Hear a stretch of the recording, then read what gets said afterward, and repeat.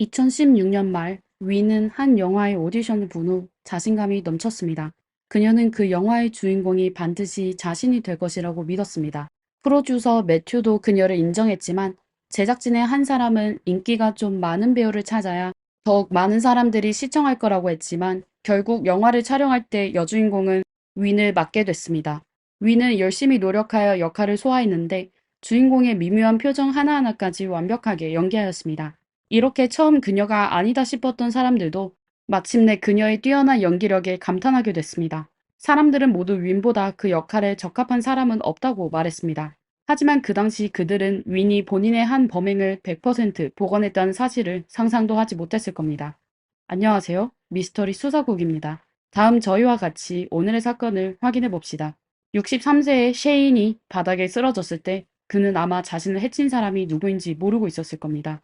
혼란스러운 와중에 누군가 경찰에 신고했고 셰인의 룸메이트는 지시에 따라 셰인에게 심폐소생술을 실시했지만 아무 소용이 없었습니다. 경찰은 수사에 나섰는데 이번 사건이 가족이 적으로 변하게 된 비극이라는 걸 알게 됐습니다. 그렇다면 누가 변한 것일까요? 사건의 시작과 과정을 알려면 사건에 관련한 인물부터 시작해야 합니다. 1953년 뉴저지에서 태어난 셰인은 집안에서 세 번째의 아이였습니다. 그의 아버지는 제독이었는데 임무 때문에 출장이 잦았습니다. 셰인은 아버지를 아주 존경했지만 실망도 컸습니다. 다행히 그보다 3살 어린 여동생 켈리가 오빠와 함께 놀아주고 함께 공부하여 그의 외로움을 달래주었습니다. 변호사가 되고 싶은 셰인은 고등학교를 졸업한 후 캘리포니아 대학교의 법학과에 입학하였습니다. 켈리 또한 노력하여 오빠의 뒤를 따랐죠. 켈리는 오빠보다 더 노력하고 훌륭했으며 1982년 26살의 그녀는 박사과정을 마친 후 LA에서 민법과 가정법 사건을 담당하는 변호사 일을 하게 됐습니다. 그리고 그녀의 노력으로 상사로부터 인정을 받게 됐습니다.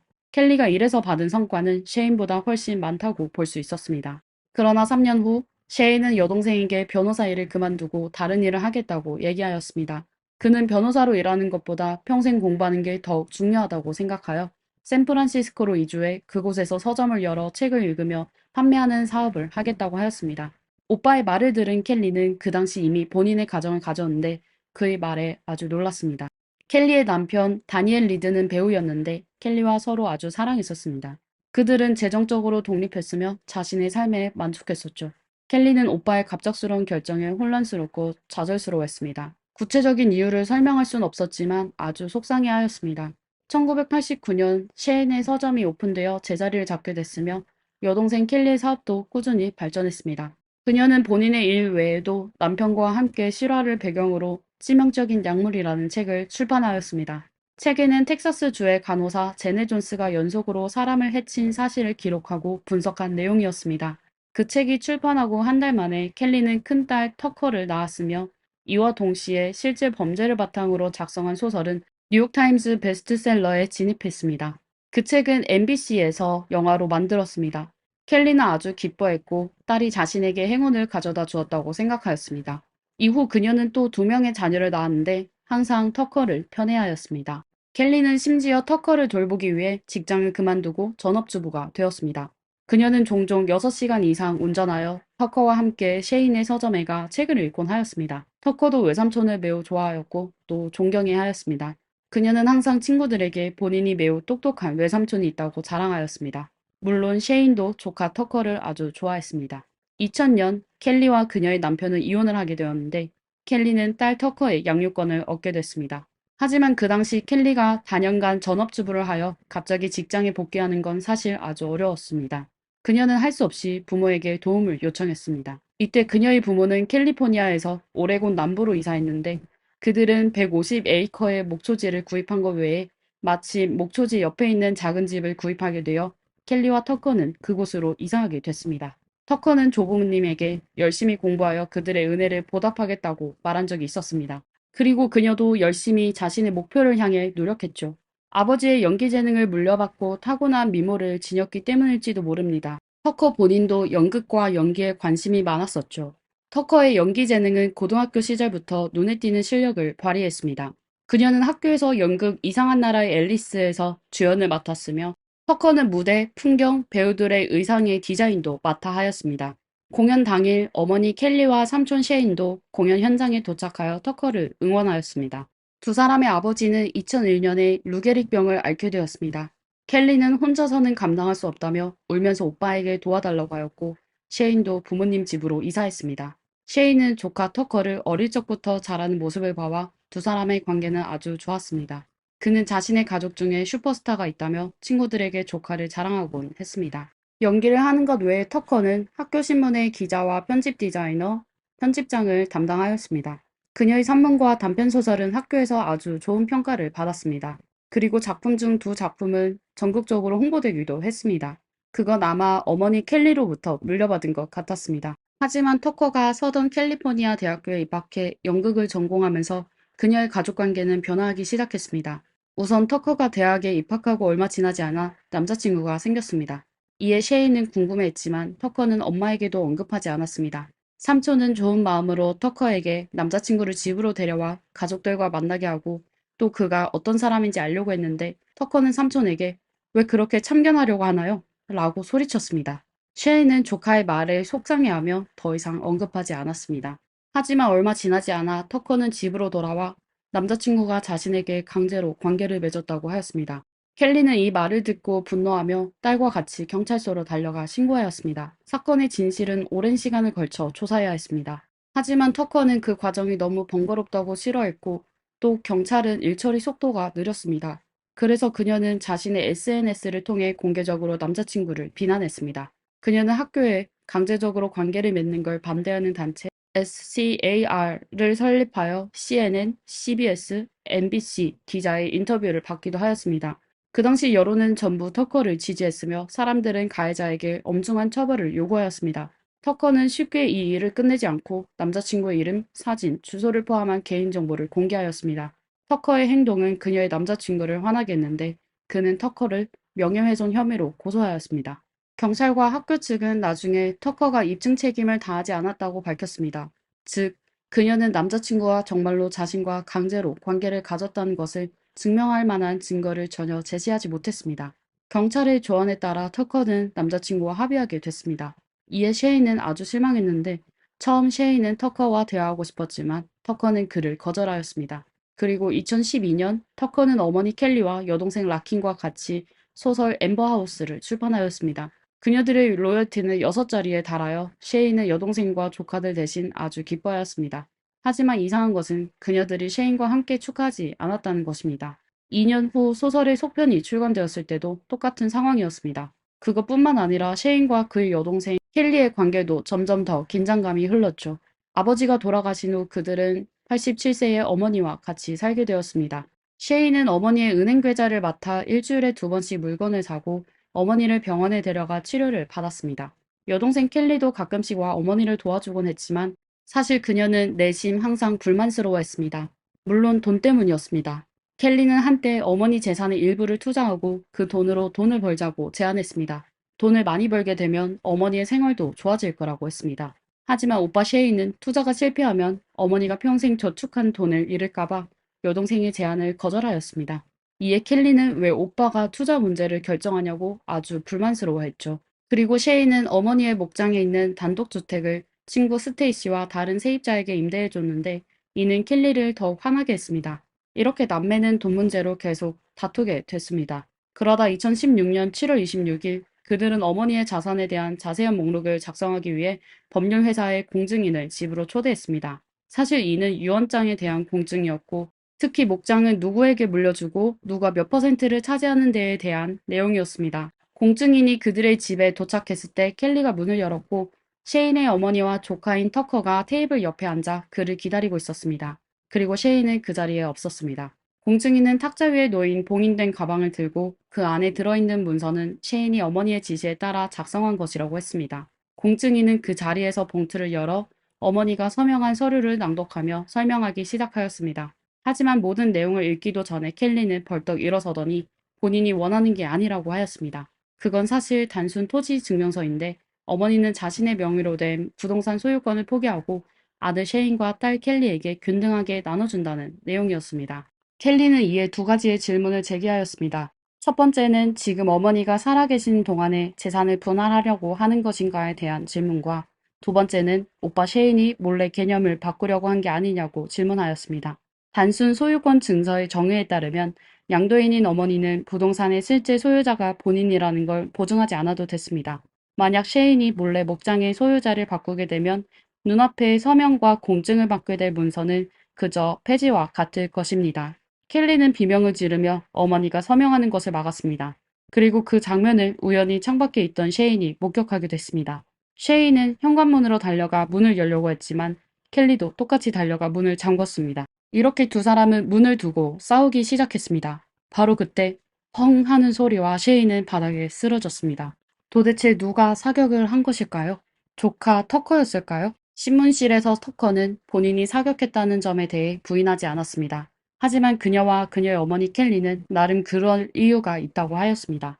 켈리는 딸이 대학을 졸업한 후 딸과 같이 이사하려고 했는데 어머니가 그녀들에게 울부짖으며 셰인은 위험한 사람이라고 그녀들을 놔두지 않았습니다. 어머니는 자신의 아들을 두려워했습니다. 이렇게 셰인은 동생과 조카에게 원한을 품게 됐습니다. 사격 사건이 일어나기 9개월 전 그는 가장 나약한 사람인 터커에게 화풀이를 한 적이 있었습니다. 그는 터커에게 휘발유가 가득 담겨있는 플라스틱 드럼을 던졌습니다. 터커는 맞지 않았지만 현관문의 유리는 깨졌습니다. 하지만 셰인은 조카를 가만두지 않고 도망가려는 터커를 붙잡아 땅바닥에 밀고 구타하기 시작하였습니다. 터커는 나중에 고소하여 결국 그 사건은 위협적인 의도를 가진 4급 범죄로 분류되었습니다. 법원은 셰인이 터커와 접촉하지 못하게 접촉 금지 명령을 발부하였고 그는 자신의 불만을 어머니와 여동생 켈리에게 표현했습니다. 그는 더 이상 그녀들에게 손을 대지 않았지만 말로써 그들을 조롱하기 시작했습니다. 켈리는 더 이상 견디기 힘들었고 그녀의 어머니도 아들 때문에 고통을 겪었죠. 어머니는 딸에게 미안하다고 느꼈습니다. 켈리가 자신을 보호하기 위해 떠나지 않았다고 생각했기 때문이죠. 어머니는 본인이 세상을 떠나게 되면 딸이 재산을 물려받았으면 하였습니다.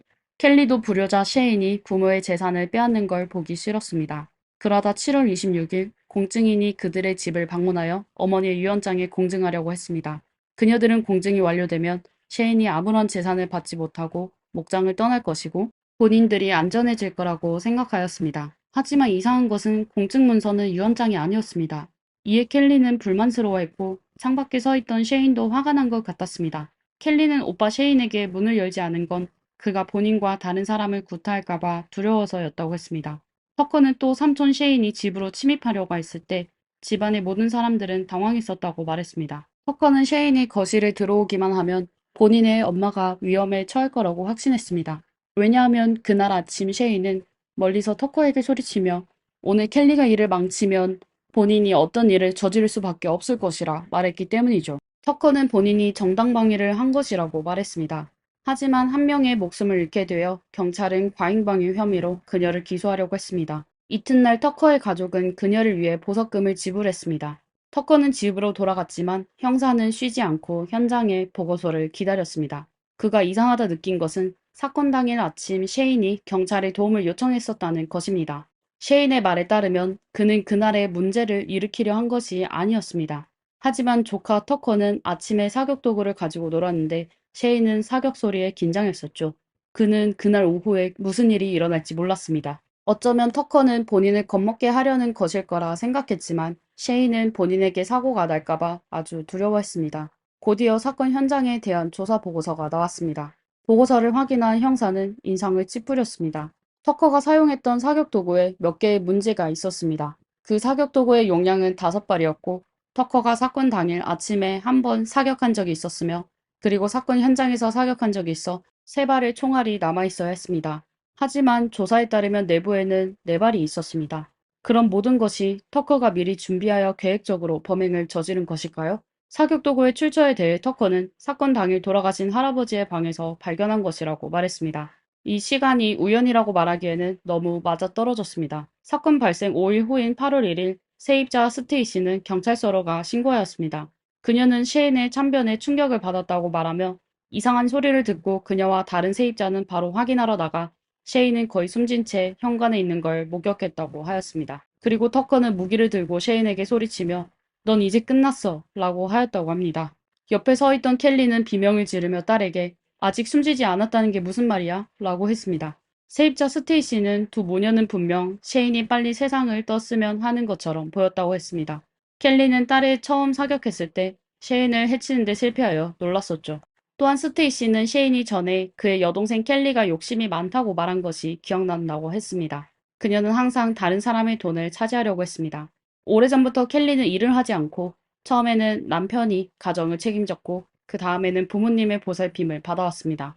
그리고 켈리는 시가가 200만에서 300만 달러, 하나로 약 26억에서 39억 원이 되는 규모의 부모님의 목장을 물려받고 싶어 했습니다. 사실 목장을 오빠와 같이 나눠야 하는 걸 잘 알고 있지만 그녀는 항상 더 많은 것을 원했습니다. 이에 셰이는 어머니가 돌아가시면 목장과 켈리를 떠나기로 결정했습니다. 그리고 앞으로 목장 처분에 관한 분쟁을 방지하기 위해 그는 어머니에게 지금 그 문제를 해결할 수 있도록 도와달라고 간청했습니다. 간단한 소유권 증서는 어머니의 승인을 받았고 셰이는 어머니가 돌아가게 되면 신속하게 이를 현금화할 수 있을 것이라 생각했습니다. 저렴한 가격일지라도 켈리에게 판매하는 것이 낫겠다고 생각했습니다. 세입자 스테이시는 셰인의 어머니가 너무 늙어 안타까웠어요. 그리고 치매의 증상은 점점 심해져서 다시는 딸과 아들 중 누가 옳고 그른지에 대해 더 이상 정확한 증언을 할 수 없게 됐습니다. 라고 하였습니다. 형사는 그녀의 다른 가족들로부터 켈리에 대해 더욱 정확히 알게 됐습니다. 그녀의 큰오빠 라이언은 켈리가 오만하고 돈에 욕심이 많아 다른 가족들과 사이가 좋지 않다고 말했습니다. 몇 년 전 라이언이 부모를 보러 갔을 때 여동생 켈리에게 왜 일은 하지 않냐고 물은 적이 있었습니다. 그녀는 부모에게 돈을 요구했을 뿐만 아니라 몰래 훔치기도 하였습니다.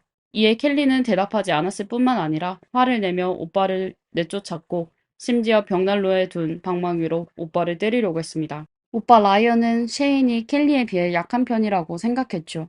켈리는 항상 셰인과 경쟁하며 살았는데 셰인이 하는 일은 무엇이든 따라하며 본인이 셰인보다 강하다는 걸 증명하고 싶어 했습니다. 때때로 셰인은 여동생에게 양보하는데 그녀는 오히려 셰인을 기만하곤 했죠. 그리고 켈리의 딸 터커의 돌변과 사건 당일 그녀의 행동은 사실 우연이 아니었습니다. 형사들은 좀 더 정확한 증거를 찾으려고 노력했지만 쉬운 일이 아니었습니다. 2018년 검찰에서 한 영상을 받게 됐는데 그 영상은 터커의 변호사가 제공한 것이었습니다. 터커는 사실 그 당시 핸드폰으로 범행을 전부 녹화하였습니다. 변호사는 동영상을 이용해 사건이 갑자기 발생했다는 것과 터커의 정당방위가 합리적이고 과도하지 않다는 점을 입증하고 싶었습니다. 하지만 형사가 보기에는 분명 터커가 일부러 일을 크게 만든 것 같았습니다. 조끼를 입고 슬리퍼를 신은 셰이는 창문 앞에 나타났을 때 아주 차분한 모습이었습니다. 그는 아무런 공격적인 행동이나 말을 하지 않았습니다.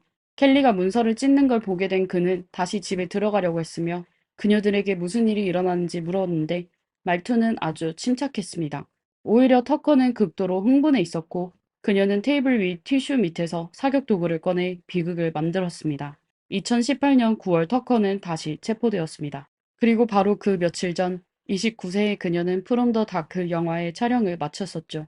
터커는 윈이란 이름으로 영화의 여자 주인공 역을 맡았습니다. 프로듀서 매튜는 그녀에 대해 인상이 아주 좋았었는데 윈이 영화의 제작진에서 가장 책임감이 있는 배우라고 극찬하였습니다. 그녀는 모든 대화를 전부 외웠을 뿐만 아니라 주인공의 감정선까지 완벽하게 소화해냈습니다.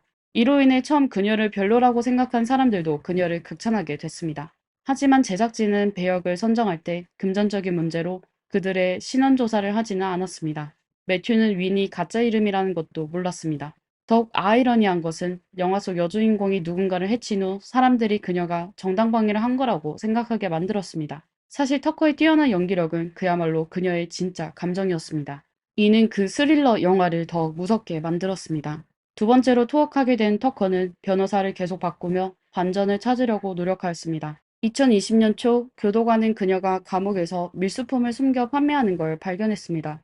2020년 5월 터커는 셰인 사건에 대해 검찰과 유죄 인정 합의에 서명했습니다. 하지만 그녀가 인정한 범죄는 과실로 사람을 해쳤다는 일반 범행이어서 결국 그녀는 유기징역 6년 3개월을 선고받았습니다. 터커의 판결 기록에 따르면 그녀가 가장 빨리 석방할 수 있는 날은 2024년 11월 25일이었습니다. 그리고 터커와 같이 계획하고 사건을 추진한 그녀의 어머니 켈리는 기소되지 않았습니다. 오늘의 사건은 여기까지입니다. 여러분은 검찰이 켈리를 석방해야 한다고 생각하시나요? 그리고 그녀는 어떤 혐의로 기소되어야 할까요? 댓글로 남겨주세요. 이상 미스터리 수사국이었습니다. 다음 영상에서 뵙겠습니다.